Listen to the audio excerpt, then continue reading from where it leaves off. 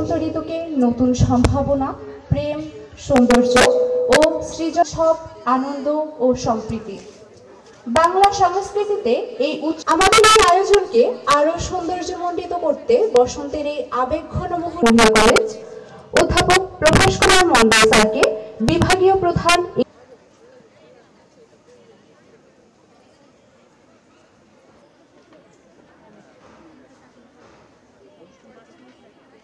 দিনে শুভেচ্ছা বক্তব্য প্রদানের জন্য মঞ্চে আসার অনুরোধ জানাচ্ছি।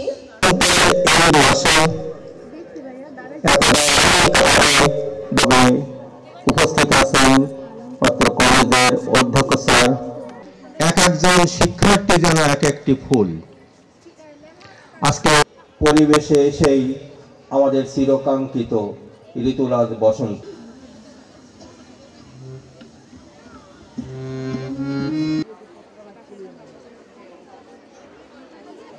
সব